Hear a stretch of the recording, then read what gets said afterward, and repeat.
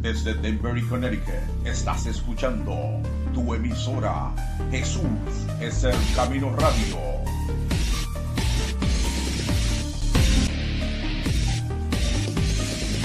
Lo mejor aún está por venir.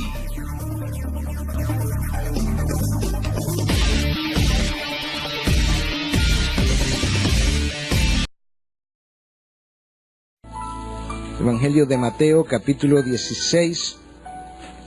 Es un texto que cuando lo leamos ustedes se darán cuenta que es muy conocido. Yo voy a leer 5 versículos a partir del 13, pero realmente mi mensaje en el día de hoy tiene que ver exclusivamente con el versículo 18 de Mateo 16. Hoy habíamos anunciado, por lo menos a algunos, que estaríamos comenzando una nueva serie de mensajes. Una serie que yo he titulado La Iglesia que Dios quiere. Yo estoy consciente que este título representa un enorme reto para mí como predicador o para cualquier otro predicador, porque tan pronto hacemos uso de ese título, estamos asumiendo que en este mensaje y en los venideros estaremos predicando exclusivamente aquello que Dios ha concebido en su mente y en su corazón para que sea parte de su iglesia. Pero yo estoy consciente, como ya decía, ¿verdad?, que en mi falibilidad yo pudiera terminar predicando acerca de la iglesia que el pastor Núñez quiere y no la iglesia que Cristo quiere. Y es por eso que en esta mañana yo le pedí a Dios y le pido a ustedes que a lo largo de las próximas semanas que estemos revisando este tema, usted pueda mantenerse en oración de tal forma que ciertamente yo pueda predicar única y exclusivamente aquello que Dios pueda inspirar en mi mente. De lo contrario, yo pudiera terminar pecando no solamente contra Dios, sino que pudiera terminar pecando contra la esposa de su hijo, a quien él llamó mi novia, mi esposa, llamó mi iglesia. De hecho, al final del libro de Apocalipsis, ya cuando la historia redentora va a cerrar, en el capítulo 21, versículo 9, todavía en ese momento, Dios le está llamando a la iglesia la esposa y la novia de mi hijo Jesús.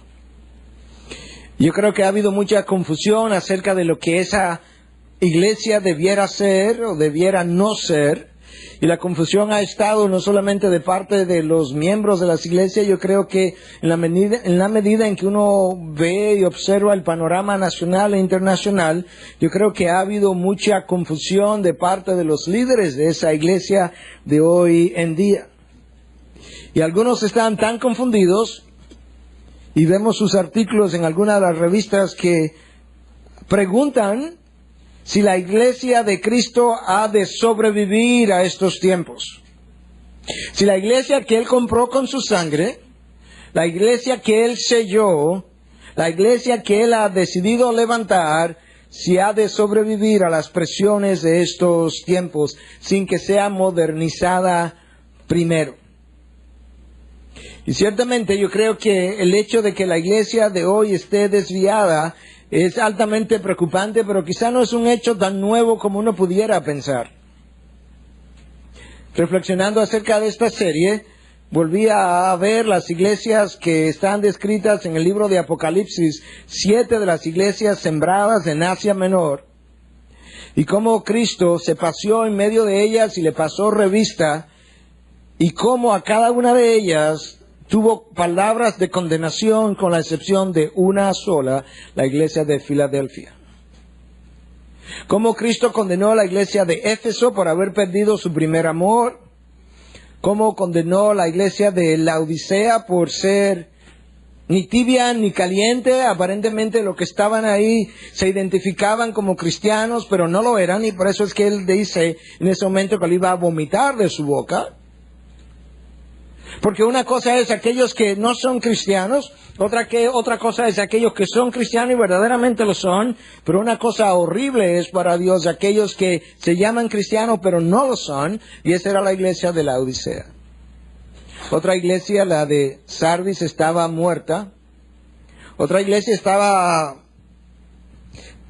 complacida en su opulencia, en su prosperidad, Y uno lee esa historia, y lee la historia de la iglesia de Pérgamo que había permitido el pecado dentro de la misma, y nos damos cuenta que quizás esta historia no sea tan nueva como a veces pensamos. No hay duda de que la iglesia de Cristo ha sido embatida o embestida, atacada desde el principio, desde el comienzo, desde su nacimiento, desde afuera y desde adentro. Pero quizás lo que no nos percatamos es lo que quizás sea más común hoy, y es el hecho de que los ataques más feroces y más mortales que una tropa puede sufrir no son los ataques del enemigo que está de frente, sino de aquello que están dentro, y es lo que en inglés se conoce como friendly fire o fuego amistoso. Cuando tú tienes al enemigo de frente, tú sabes quién es, tú sabes en qué dirección tú necesitas disparar, pero cuando tú tienes al enemigo dentro, tú no sabes de dónde vendrá la próxima artillería, y por tanto el daño y la destrucción que eso puede causar a cualquier ejército o tropa es monumental. La iglesia ha sufrido ataques desde fuera, desde sus inicios, pero quizás los peores los ha tenido desde dentro. Y uno de los peores ataques que esa iglesia ha recibido en los últimos años es la distorsión del evangelio, la distorsión de la verdad, de aquello que le podía sostener, aquello que le dio la vitalidad, le dio la fortaleza por muchos siglos. De hecho, el apóstol Pablo, escribiéndole a Timoteo, su discípulo, en su primera carta en 3:15, le recuerda a Timoteo que esa iglesia es la columna y el sostén de la verdad. Si Satanás logra diluir esa verdad, habrá conseguido disminuir la luz que esa verdad puede proyectar, y si disminuye la luz nos dejará en tinieblas, y eso es exactamente como muchas veces la iglesia de Cristo ha lucido en los últimos tiempos, una iglesia que no tiene suficiente luz porque no tiene suficiente verdad. Recordaba en el culto anterior que hablando con esta persona con quien hemos estado hablando, José Mendoza, que está en Inglaterra en estos momentos terminando sus estudios teológicos y con quien quisiéramos trabajar el año próximo, que en una ocasión él me decía en un email recientemente que nosotros debíamos contribuir como iglesia a cambiar las instituciones de la sociedad que están tan corruptas, y yo le devolvía y le recordaba que antes de cambiar las instituciones corruptas de la sociedad hay que reformar la iglesia primero. Porque la iglesia es la columna y sostén de la verdad. Y si esa iglesia tiene una verdad diluida, una verdad corrompida, esa iglesia no tendrá fuerza para transformar las instituciones de la sociedad en la cual ella se encuentra inmersa. Y estamos en tiempos muy, muy difíciles, y Satanás conoce que la manera más fácil de atacar la causa de Cristo es atacar el instrumento por medio del cual Cristo se propuso derrotar las fuerzas de las tinieblas. Y él ha hecho tambalear eso hasta el punto que hoy, algo que nunca antes habíamos oído en la historia de la iglesia, no es infrecuente que oigamos a alguien decir: realmente yo no tengo que ir a la iglesia para ser cristiano. Yo no necesito una relación con ninguna iglesia local y ninguna relación estrecha para ser cristiano. Eso solamente se le ocurre al cristiano de los últimos tiempos. Imagínate que tú tengas un amigo, tu mejor amigo, a quien amas, a quien aprecias, y que tú le digas: ¿sabes una cosa, fulano? Yo tengo un gran interés en relacionarme contigo, en mantener nuestra amistad. El problema que yo tengo con tu esposa, de manera que siempre y cuando nosotros podamos mantener a tu esposa alejada, podemos tener una muy buena amistad. ¿Qué tú piensas que sería la respuesta de ese amigo a tu propuesta? Como algunos dicen hoy: bueno, es que no quiero ir a la iglesia porque está llena de hipócritas. Imagínate que tú le digas a ese tu mejor amigo: ¿sabes una cosa? Quiero que tengamos la mejor amistad del mundo, pero no puedo relacionarme con tu esposa porque es una hipócrita. ¿Qué tú piensas que sería la disposición del corazón de ese amigo? Yo creo que nosotros no entendemos la importancia que Dios le ha dado a su iglesia. No entendemos la importancia que el Padre le dio a la iglesia cuando se la dio a su Hijo por novia y por esposa. No sabemos la importancia que la iglesia tiene cuando Cristo se atrevió a derramar su sangre por ella. No sabemos la importancia que la iglesia tiene cuando Cristo se propuso levantarla como instrumento de destrucción del reino de las tinieblas. ¿Y cómo es posible que mi Señor y mi Dios pueda considerar y amar algo de una forma tan preciada y que yo como su hijo y siervo tenga tan poco aprecio por aquello que Él, mi amo, ama tanto? Y con esa introducción yo quiero entonces leer este versículo dentro del contexto del pasaje, y por eso es que voy a leer a partir del versículo 13 de Mateo 16, que es el primer pasaje donde aparece la palabra iglesia y donde Cristo comienza a revelar qué es lo que Él pretendía hacer con ella. Versículo 13, Mateo 16. Cuando llegó Jesús a la región de Cesarea de Filipo, preguntó a sus discípulos diciendo: ¿quién dicen los hombres que es el Hijo del Hombre? Y ellos dijeron, unos Juan el Bautista y otros Elías, pero otros Jeremías o uno de los profetas. Él les dijo: ¿y vosotros? ¿Quién decís que soy yo? Respondió Simón Pedro, dijo: tú eres el Cristo, el Hijo del Dios viviente. Y Jesús respondiendo le dijo: bienaventurado eres, Simón, hijo de Jonás, porque esto no te lo reveló carne ni sangre, sino mi Padre que está en los cielos. Yo también te digo que tú eres Pedro, y sobre esta roca edificaré mi iglesia, y las puertas del Hades no prevalecerán contra ella. Esa es la primera vez que la palabra iglesia aparece en el Nuevo Testamento. Esta palabra no aparece frecuentemente en los evangelios. De hecho, en los evangelios Mateo, Marcos, Lucas, Juan solo aparece 2 veces, y esta es la primera. Y la próxima vez que esta palabra aparece, una vez más, aparece pronunciada por Cristo, y es en el contexto de la disciplina de la iglesia en contra del pecado que puede debilitar y corromper su iglesia. De manera que si Cristo solamente usó esta palabra 2 veces, yo creo que a nosotros nos toca hacer esta serie comenzando por esos 2 textos que Cristo inspirara, que Cristo hablara acerca de la iglesia, porque esos 2 textos deben contener la zapata, lo más importante, lo esencial, lo vital para Él continuar construyendo su iglesia con los apóstoles en el tiempo del libro de los Hechos. Cristo comenzó hablando de lo que Él haría con su iglesia. Y yo quisiera, habiendo leído ese pasaje y habiendo visto esta famosa declaración de Pedro, conocida como la declaración de Cesarea de Filipo por parte de Pedro, que viendo solamente esa confesión donde Cristo le dice a Pedro: bienaventurado eres, hijo de Jonás, o Simón, porque te digo que sobre esta roca edificaré mi iglesia y las puertas del Hades no prevalecerán contra ella. Basado en esa sola revelación, yo quiero que veamos 5 cosas de la iglesia de Cristo. El fundamento o la zapata de la iglesia, que aquí es llamada la roca. Número 2, la relación que existe entre esa roca o el fundamento y el resto del edificio. Número 3, la promesa del constructor de la iglesia.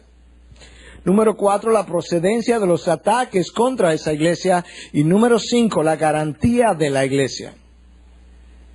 Si tú preguntas en dónde está todo eso, eso está ahí en el versículo 18, en la mitad del versículo 18. Donde Cristo dice: sobre esta roca edificaré mi iglesia y las puertas del Hades no prevalecerán contra ellas. Él es llamado la roca en el libro de Efesios 2, capítulo 2. Nosotros vemos cómo el apóstol Pablo en el versículo 19 habla de que el fundamento de la iglesia está formado por los profetas, los apóstoles, y del cual, de ese fundamento, Cristo es la piedra angular. Él es llamada la piedra angular de ese edificio que se proponía levantar. Y con esto, cuando Cristo le habla a Pedro acerca de la roca. Él está dando una idea de la solidez y del tamaño de aquello que iba a comenzar ese día. Todos nosotros sabemos que la fortaleza de un edificio depende del tamaño de la zapata y la fortaleza de la zapata, y que hay una estrecha relación entre la zapata y el resto de la edificación. No importa si el edificio tiene 100 pisos, el último piso todavía sigue guardando una estrecha relación con lo que pasó abajo en la zapata. Y de ese edificio Cristo es llamado en este texto la roca, de tal forma. Es esta roca crucial para la iglesia que todo movimiento que se levantara construyendo sobre la arena y no sobre él terminaría siendo destruido. Y de hecho Cristo reveló exactamente eso en sus propias palabras, lo cual nos da a nosotros una idea de cuál fue la opinión de Cristo sobre aquellos que trataran de oponerse a sus propósitos. En Lucas 20, versículo 18 leemos lo siguiente: todo el que caiga sobre esta piedra será hecho pedazos, y aquel sobre quien ella caiga lo esparciré como polvo. Cristo no solamente da garantía del triunfo de su iglesia, sino que al mismo tiempo nos habla de lo peligroso, lo mortal que sería oponerse a la roca que en ese momento comenzaba a ser usada como fundamento de la edificación que Dios Padre había comenzado en la eternidad pasada. Más adelante Cristo es mencionado en 1 de Pedro 2:4, definido como una piedra viva. En 2:6 él es definido como piedra preciosa, y en 2:8 como piedra de tropiezo y roca de escándalo. En 3 versículos solamente el apóstol Pedro nos habla de que Cristo es una piedra viva, claro, porque de él depende toda la vida de la iglesia y él es quien nos ha dado vida a cada uno de nosotros. Él es definido como una piedra preciosa. Claro, las piedras preciosas se definen de acuerdo a su hermosura y de acuerdo a su perfección. Y cuando tú lees acerca de Cristo, el Salmo 45:2 lo define como el más hermoso entre los hijos de los hombres. Y el resto del Nuevo Testamento habla y define la perfección del Hijo de Dios hecho hombre. Él es una piedra preciosa, pero no solamente Él es una piedra viviente y una piedra preciosa, resulta que Él es también una piedra de escándalo, una piedra de tropiezo y roca de escándalo. Esa es la razón por la que cuando hablamos de Cristo como el único camino al Padre, el otro se escandaliza. Esa es parte de la función de la roca, el escandalizar a aquellos que piensan que pueden llegar al Padre por otro camino que no sea el camino de Jesús. Roca de tropiezo para mucha gente, roca de tropiezo para muchos líderes de otras religiones. Esa es la roca, ese es el fundamento. Yo quiero que veamos en segundo lugar la relación que guarda esa roca con el resto del edificio. Usted nunca ha visto una edificación construida separada de la zapata. De la misma manera que cuando Cristo se refiere a Él y su iglesia, en otra ocasión le llama el cuerpo de Cristo, del cual Él es la cabeza. Usted nunca ha visto un cuerpo caminando separado de una cabeza. Como tampoco ha visto a la cabeza caminando por ahí. Usted preguntarse, ¿y dónde está el cuerpo? No, siempre hay una cabeza que le dice al cuerpo por dónde caminar. Y de esa misma manera, entonces, Cristo como cabeza nuestra de la iglesia, Él es quien tiene que decirnos cómo caminar, cómo edificar, cómo levantar su iglesia. Él es quien tiene que darme las instrucciones que yo debo seguir, y yo debo hacerlo con sus recursos, a su manera, en su tiempo, en su forma, para su honor y su gloria. Porque Él es quien la está levantando. Ese entendimiento muchos cristianos no lo tienen. No tienen el entendimiento de lo inseparable que es el novio de la novia. No tienen el entendimiento de que la mejor manera de servirle al novio es sirviéndole a la novia. De hecho, la idea frecuente hoy en día en la mente de muchos cristianos es el poder pertenecer y servir o ir, ni siquiera servir, ir a varias iglesias diferentes. Porque mi intención no es servirle a la novia, servirle a la esposa, mi intención es servirme de la novia. De tal forma Que ahora yo puedo ver la iglesia como un buffet del cual yo escojo lo que me gusta y dejo lo que no me gusta. De esta forma yo puedo obtener el mejor plato de esta iglesia, el mejor postre de aquella otra iglesia, la mejor entrada de esta otra iglesia y servirnos a manera de buffet. ¿Hasta dónde va a llegar nuestro egocentrismo? Imagínate el amigo de quien te hablaba, con su esposa, con quien tú quieres tener una muy buena relación, pero que tú le dices a tu amigo una vez a la semana, yo voy a visitar tu casa, y quisiera que cada vez que yo vaya a visitar tu casa, tu esposa me sirva, pero por favor recuérdale a tu esposa nunca pedirme un favor, porque yo no estoy ahí para servirle, sino para servirme de ella. ¿Qué tú piensas que sería la reacción de ese tu amigo? O quizás deje de ser tu amigo. Nosotros hemos desarrollado un egocentrismo tal que ahora los mismos líderes de esa iglesia que Cristo se ha propuesto construir sobre él como la roca, han querido llenar todas las necesidades humanas, egocéntricas del cristiano. Y yo recuerdo cómo en el año 1992, quizás todavía el mall más famoso, más grande de Estados Unidos, The Mall of America, construido en Minneapolis, con una extensión inmensa, más de 560 tiendas. Alguien calculaba que si tú fuese a pasar 10 minutos en cada tienda, durante 24 horas al día sin dormir, te tomaría casi 4 días para visitar cada tienda. Que dentro de este mall cabrían 7 estadios como el estadio de los Yankees en New York. Algo inmenso. Pero una de las atracciones cuando el mall abrió fue que al lado de Bloomingdale y Sears, ahí en el medio de las dos, habría una iglesia. Una iglesia cuyos pastores animaban a su congregación a que vinieran en el día del Señor en ropas livianas de tal forma que tan pronto terminara el servicio ellos pudieran seguir comprando en el mall. Una iglesia que ayer me dio curiosidad por entrar y ver dónde estaban hoy en día, la iglesia de Wooddale. Y me encontré que esta iglesia tiene 3 tipos de servicios cada domingo, para diferentes audiencias. Uno contemporáneo, otro tradicional, y uno a las 7 de la noche postmodernista.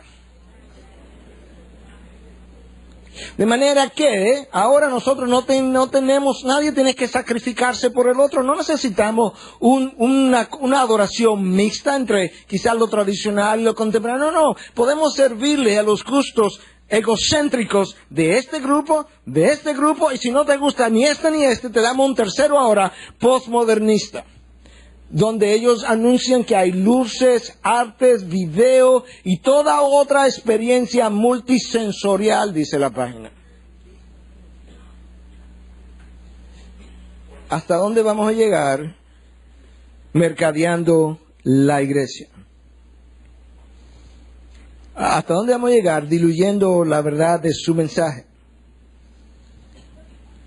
¿Hasta dónde vamos nosotros a llegar sin entender la importancia que Dios le da a la iglesia y a la iglesia local? Porque en una iglesia local es donde Él nos coloca. De hecho, cuando tú revisas todo el Nuevo Testamento, la palabra iglesia aparece 114 veces, 90 de las cuales hace referencia a una iglesia local. Una iglesia local donde Dios te ha puesto, donde Dios te ha llamado, donde Dios espera que tú seas edificado, donde Dios espera que tú seas equipado y donde Dios espera que tú, después de ser equipado, puedas servir. Solamente en este siglo y la última mitad del siglo pasado se le ocurre al cristiano pensar que él puede existir independientemente de la novia y la esposa de Cristo. Hablamos del fundamento, hablamos en segundo lugar la relación que guarda este fundamento con el resto del cuerpo. En tercer lugar, yo quiero que veamos el constructor del edificio. Cristo dijo, yo edificaré mi iglesia. Si hay algo que a mí me da paz y tranquilidad, es saber que yo no edifico la iglesia, que yo no tengo ningún interés en competir con mi maestro. Que mi único interés es ser un instrumento en sus manos para que Él construya su iglesia. No solamente me da tranquilidad, pero me permite colocarme en la posición que me toca colocarme, y es simplemente el considerarme un mero instrumento en las manos del constructor que dijo: yo edificaré mi iglesia. Es esa realidad la que nos permite continuar cuando las cosas no salen bien, cuando las cosas nos desaniman, nos desalientan y nos desilusionan. Y si es su iglesia que Él se propone construir, una vez más tenemos que recordar que entonces tengo que hacerlo en su tiempo, a su manera, con sus recursos, para su honor y para su gloria. Yo no debo ni puedo tratar de fabricarla a mi manera, porque no soy yo el constructor. Yo soy simplemente un instrumento en la mano del constructor. Necesitamos entender que cuando Cristo dijo: yo edificaré mi iglesia, no fue que ese día, después que Pedro hizo la confusión, Cristo como que de repente tuvo una iluminación y dijo: Pedro, se me ocurre una buena idea. Como el pueblo judío fracasó, ahora vamos a construir la iglesia. No. Esto es una idea que nace en el corazón y en la mente de Dios Padre en la eternidad pasada. Y desde la eternidad Él concibió su plan, y luego que Él entonces en la eternidad concibe eso, llama a su iglesia desde la eternidad, y luego que la llama, la compra con su sangre. En 1 Corintios 6:20 y 7:23 se nos dice que fuimos comprados precisamente por su sangre. Pero la primera característica de esa iglesia que Cristo se propuso edificar es que fue llamada. La palabra iglesia viene precisamente del vocabulario griego eklesia, que es una palabra compuesta. Ek es fuera y kaleo es la raíz de la segunda palabra, que significa llamar. Hemos sido llamados fuera. Hemos sido llamados fuera del mundo, fuera del pecado, fuera del estilo mundanal del mundo, y hemos sido llamados desde toda la eternidad, y después que fuimos llamados, fuimos entonces comprados. Pero este llamado, aunque representa la primera característica de esa iglesia, no es la única característica de esa iglesia. Escucha lo que el apóstol Pablo le dice a los romanos en Romanos 1, 6 y 7. Entre los cuales estáis también vosotros, los romanos que pertenecen a esta iglesia, entre los cuales estáis también vosotros, llamados de Jesucristo. ¿Te das cuenta que hemos sido llamados y hemos sido llamados por Jesucristo? Llamados de Jesucristo a todos los amados de Dios que están en Roma, llamados a ser santos. La primera característica es que hemos sido llamados. La segunda característica es que hemos sido llamados a ser santos. Tenemos un llamado a la santidad. Tenemos un llamado a tener comunión con Él, dice 1 Corintios 1:9. Y tenemos un llamado, según 1 Pedro 1:20 y 21, a compartir no solamente la gloria y el poder con Él, sino a compartir sus padecimientos. Porque para esto fuiste llamado. De manera que cuando nosotros pertenecemos a la iglesia de Cristo, tenemos que recordar que parte de mi responsabilidad es precisamente compartir los sufrimientos y sus padecimientos en aras de su causa, en aras de su novia, quien Él compró y por quien Él murió. De ahí que yo necesito estar injertado en una iglesia local a la cual yo le pueda servir. El mundo de hoy está lleno de ministerios para church, al lado de la iglesia. La única razón por la que esos ministerios tuvieron que surgir es porque muchas de las iglesias no estaban haciendo su rol. De lo contrario, no tendrían ninguna razón de existir, porque la institución que Cristo llama precisamente para reformar y transformar el mundo es su iglesia. Y cuando la iglesia hace su rol, ella sola, de por sí, debiera ser capaz de llevar a cabo toda la administración que todas las iglesias y los demás ministerios para iglesia, al lado de la iglesia, están realizando en el día de hoy.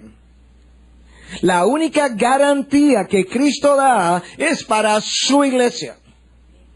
Él no garantiza el triunfo de ningún otro ministerio, de ninguna otra institución, Él garantiza la victoria de la institución por la cual Él murió y la que Él compró y la que Él diseñó.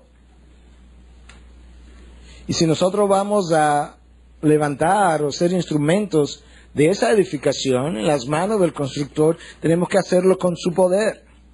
Esa es la razón por la que Cristo, antes de ascender al cielo, da las instrucciones a sus discípulos y le dice que no salgan de Jerusalén hasta que no reciban poder de lo alto. Porque era ese poder que iba a fluir a través de ellos lo que iba a permitir que ellos pudieran edificar aquello que Él le anunció a Pedro y a los apóstoles ese día. Yo tengo una responsabilidad en esta construcción. Porque el poder que Cristo quiere y ha prometido hacer fluir a través de nuestras vidas solamente va a fluir si yo como vaso he sido preparado en santidad. Cuando mi vaso no ha sido debidamente preparado en santidad, que es a lo que yo he sido llamado, yo no disminuyo el poder en la persona de Dios, pero yo disminuyo significativamente el fluir de su poder a través de mí y a través de esa iglesia, con lo cual debilito la eficacia de esa iglesia. ¿Te das cuenta ahora por qué Satanás ha sido tan astuto en hacer caer a los hijos de Dios? En corromper las vidas de los hijos de Dios. Él sabe perfectamente bien que Dios en su santidad no hará fluir su poder santo a través de vasos corrompidos, y Él trata entonces de corromper, de ensuciar los vasos que Dios pueda usar de tal manera que Él pueda disminuir la eficacia de la iglesia dentro de los cuales o dentro de la cual esos vasos han sido colocados. Yo tengo un rol que jugar. Recuerda que Pablo le dice a Tito que nuestras vidas debieran ser el adorno de la doctrina. De tal forma que cuando la doctrina sea predicada y esos pasajes difíciles de digerir sean predicados, cuando otros vean nuestras vidas alrededor de la doctrina proclamada, otros queden impresionados con el adorno que nuestras vidas proveen para esa doctrina difícil, y que otros se sientan atraídos por el cosmético de la doctrina. La palabra adorno ahí en Tito 2:10, le hemos mencionado en otras ocasiones, es cosmeo, el cosmético. De ahí es que viene la palabra cosmético. Yo mencionaba esta mañana como cuando uno se levanta en la mañana, tiene la cara un poco plegada, los ojos un poco sucios, el pelo un poco despeinado, y de repente usted se ve en el espejo y usted se convence de que usted es feo. Y luego usted va y busca un cepillo, se moja el pelo, se seca. Las mujeres usan sus cosméticos. Bueno, a veces los hombres ahora han hecho lo mismo. Y luego esa mujer sale afuera y alguien dice, wow, tú sí luces hermosa hoy. Sí, después del cosmético. Eso es a lo que tú y yo hemos sido llamados. A que la doctrina nunca luzca desaliñada, despeinada, fea, sucia. A que la doctrina tenga siempre el cosmético de nuestras vidas. Y cuando eso ocurre, entonces, el poder que Cristo prometió en Hechos 1:8 ha de fluir a través de esas vidas, con lo cual le da poder a su iglesia de conquistar, de impactar el ambiente alrededor de ella y la sociedad en la que ella ha sido colocada. De manera que Cristo está dispuesto a construir su iglesia a través de hijos que estén dispuestos a vivir de esa manera.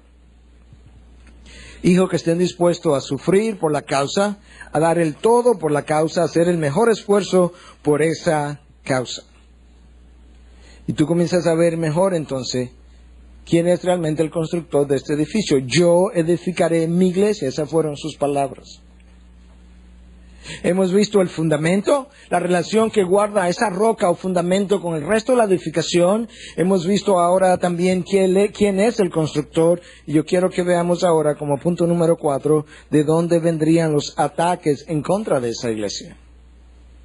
Tan pronto Cristo dice que Él iba a levantar su iglesia, pero que las puertas del Hades, ahí me identificó ya la procedencia de los ataques.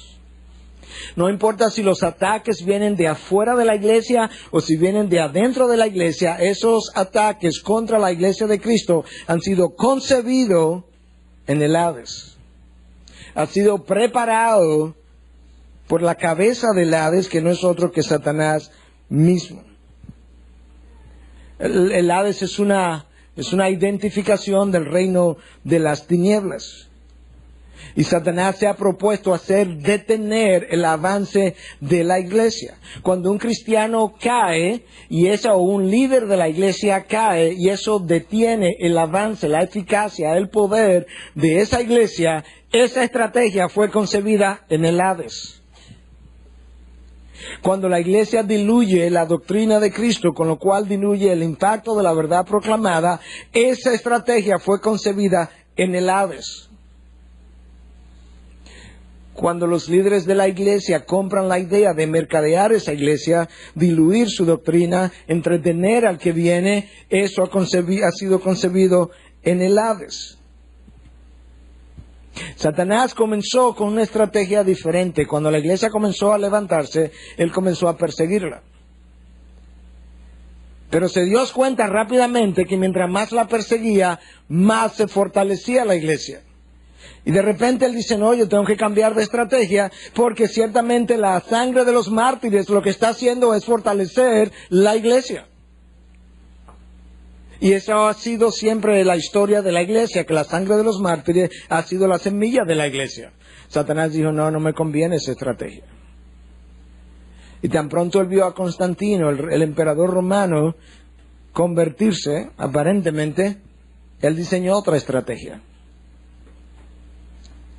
Ya Constantino se convirtió, él es el emperador, ya no la puedo ni siquiera seguir persiguiendo, porque lo tengo a él en contra.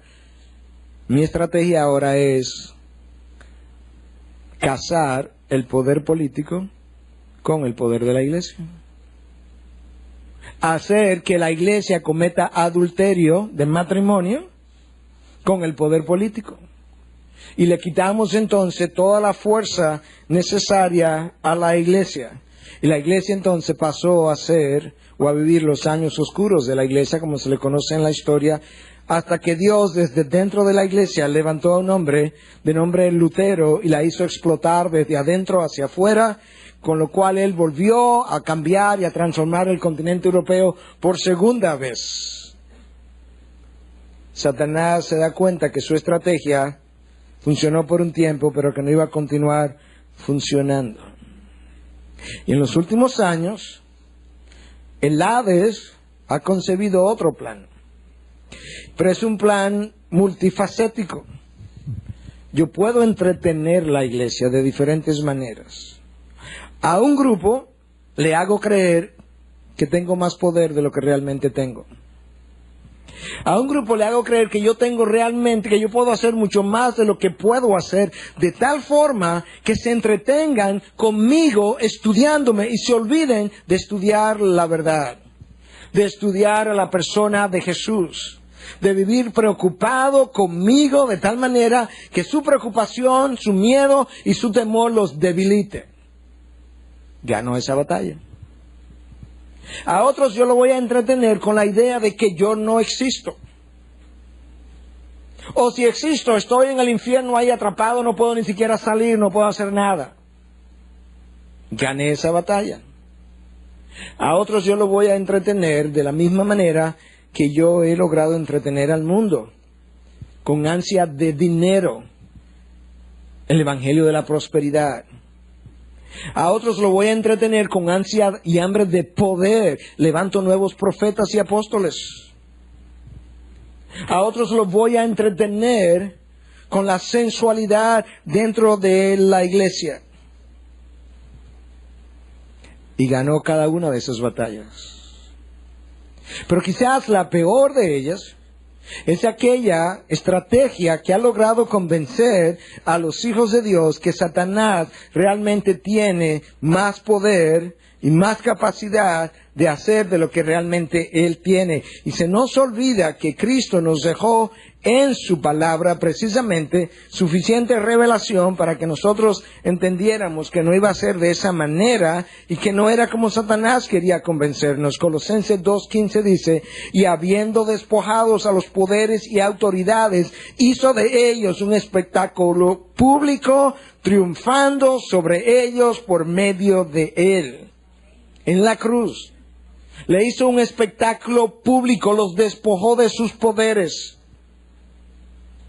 Pero cada vez que nosotros olvidamos lo que la palabra de Dios revela, caemos entonces en creencias erróneas, extrañas a lo que es la revelación de Dios.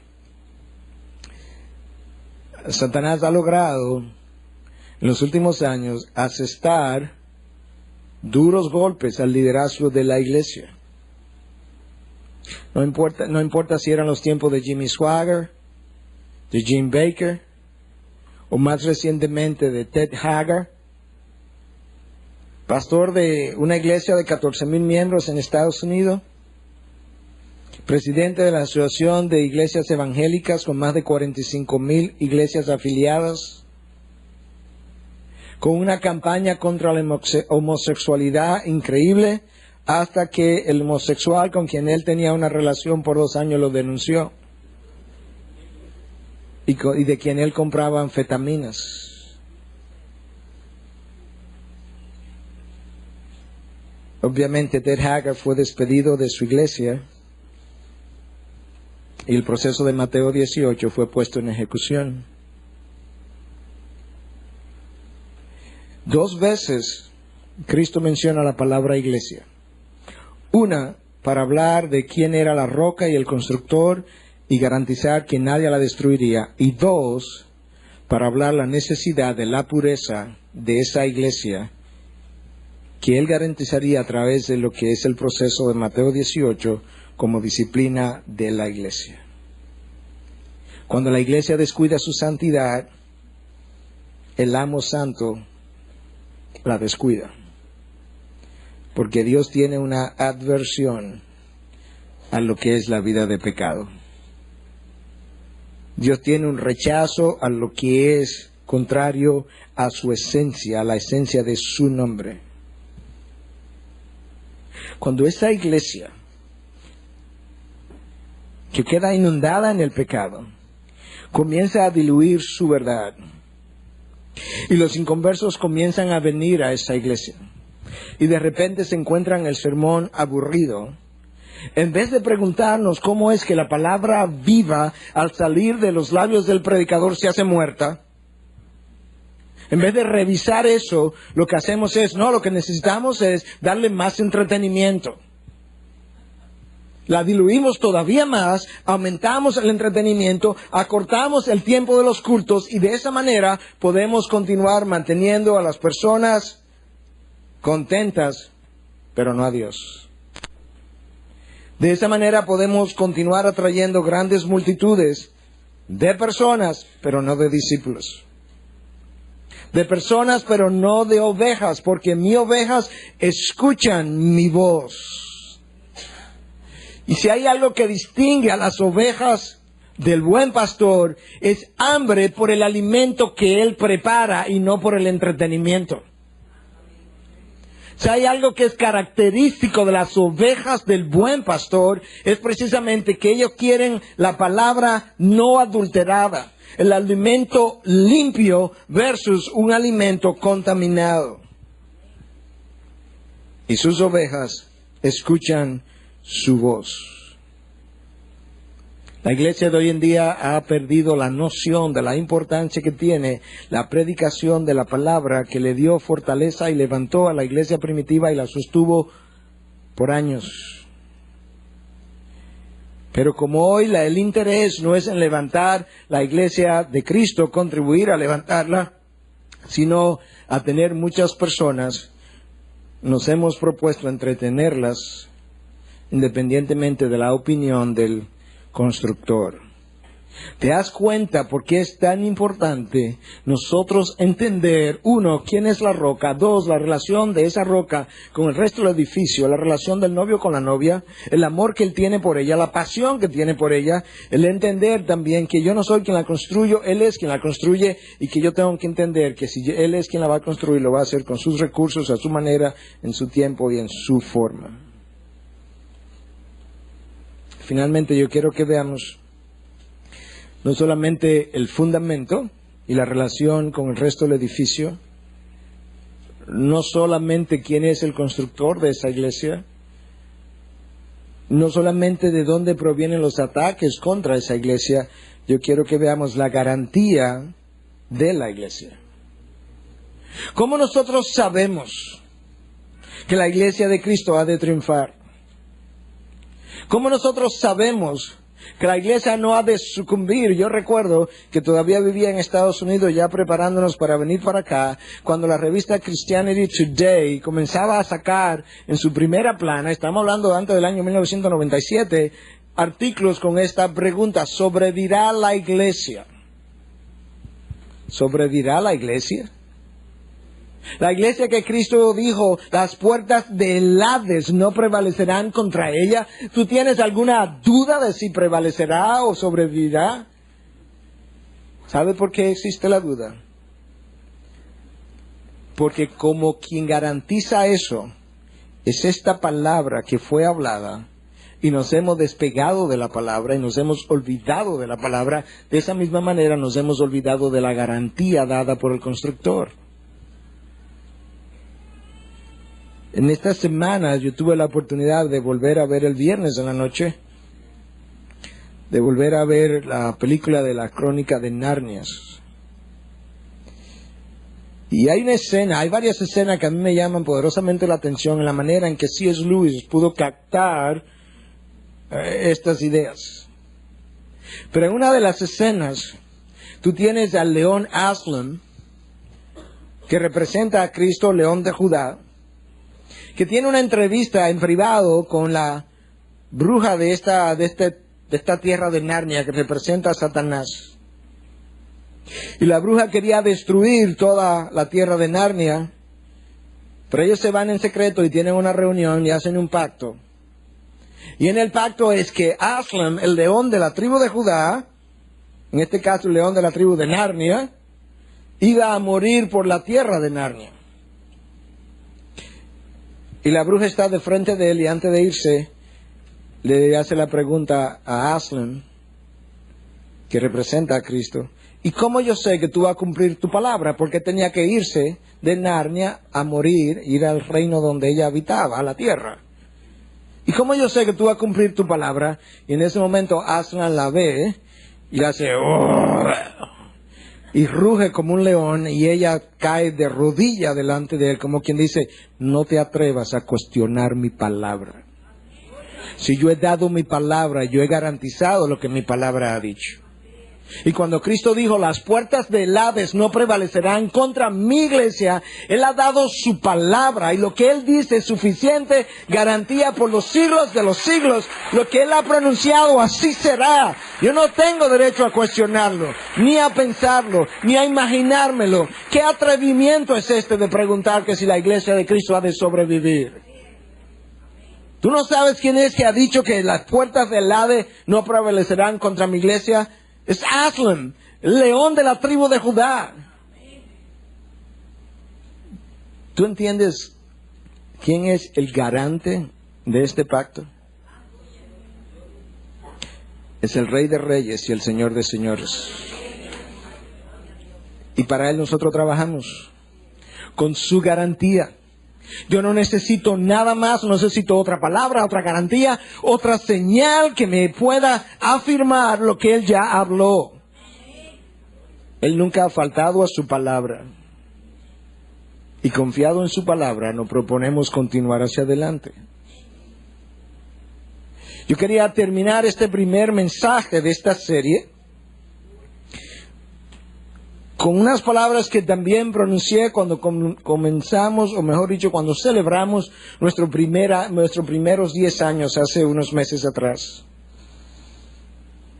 que fueron las palabras de conclusión en este día, pero yo quiero volverla a recordar. Y yo decía en esa ocasión que estos son tiempos difíciles y que no son tiempos para estar dormidos en las camas y mucho menos en nuestros laureles. Que estos son tiempos de valor, tiempos de desafío, tiempos de entrega, tiempos de definición, tiempos de trabajo arduo, de compromiso y tiempos para ser enfrentados por hombres y mujeres que estén llenos del Espíritu de Dios. Y yo recordaba al mismo tiempo que estos son tiempos donde nosotros veremos muchas cosas andar mal. Pero que estos son tiempos para ser enfrentados por hombres y mujeres que estén dispuestos a continuar aún después de haber visto la amistad traicionada, el honor vendido, la verdad cambiada, su santidad trivializada y su palabra comercializada. Hombres y mujeres que aún después de haber visto la amistad traicionada, su verdad diluida, el honor vendido, su santidad trivializada y la palabra del Señor comercializada, que aún después ellos estén dispuestos a decir, ¿sabes una cosa? Primero herido por su causa que retraído por temor. Primero pobre antes que comprado por dinero. Rechazado por vivir su verdad antes que ser popular. Aislado del pecado antes que contaminado y primero muerto antes que negar su nombre. Estos son tiempos para hombres de ese calibre, con esas fibras, para una iglesia diferente, en medio de una iglesia que se ha vendido a la popularidad y en muchos casos al reino de las tinieblas. La iglesia de Sardis, considerada muerta, esa iglesia no es de Dios. Usted conoce el Dios de esta iglesia, es el Dios vivo. Sardis estaba muerta. La iglesia de la Odisea, aparentemente no había un cristiano ahí, se llamaba un cristiano, porque ellos son calificados de tibios, a quien el Señor iba a vomitar de su boca. Precisamente por llamarse cristiano y no serlo. El Señor dice, yo hubiese preferido o que se llamen cristianos y lo sean, o que se llamen inconversos, a que se llamen por mi nombre y no lo sean. Y en medio de esa dificultad, en medio de esa crisis de iglesia, Dios nos ha levantado. En el año 1994, en julio específicamente, yo escribí un documento donde plasmaba lo que entendía Dios e estaba poniendo en mi corazón para que levantáramos en Santo Domingo posteriormente. Y yo decía en ese documento que la iglesia no es un grupo de personas que se congrega para adorar y alabar en un lugar semanalmente, que cualquier otro grupo religioso, incluyendo no cristiano, puede hacer lo mismo.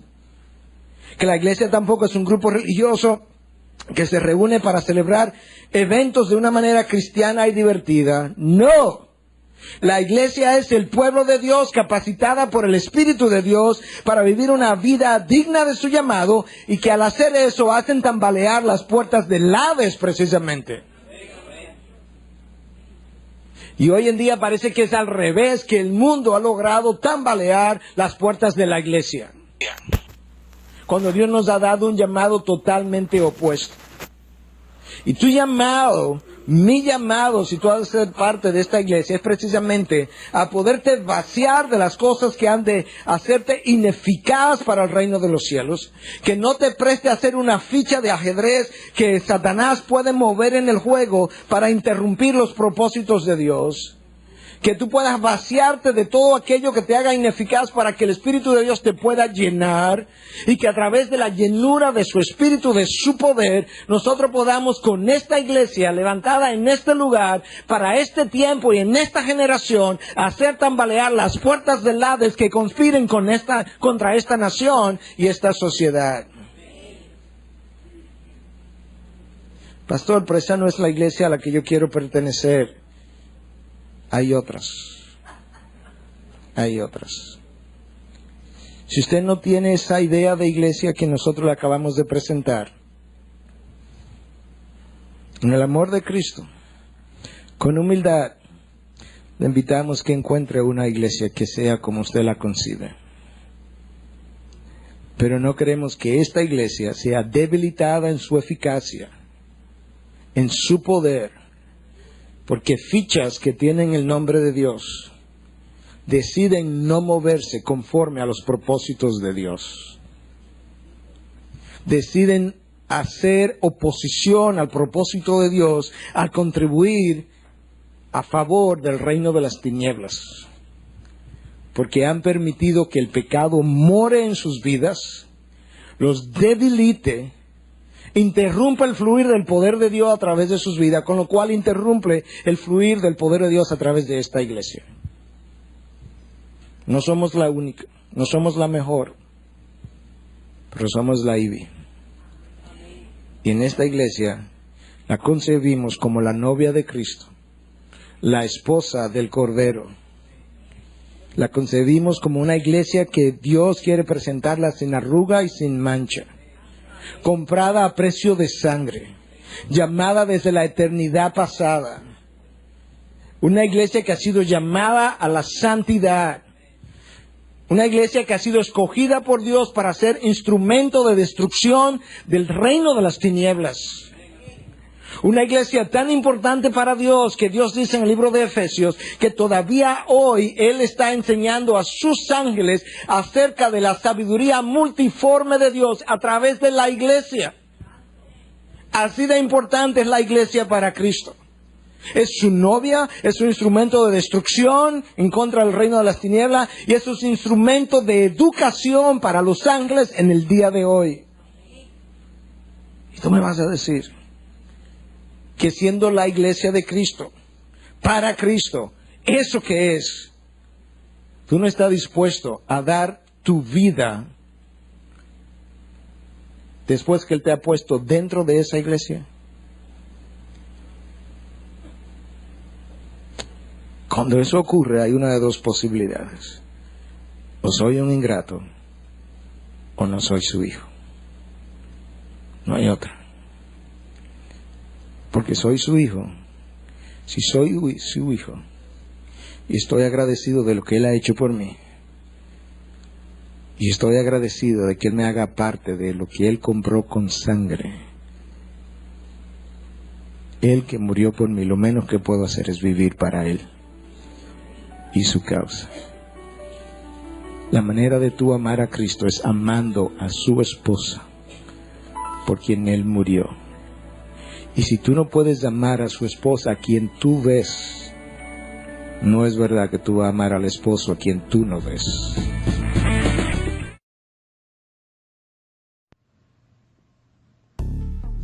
Desde Denver y Connecticut estás escuchando tu emisora Jesús es el Camino Radio.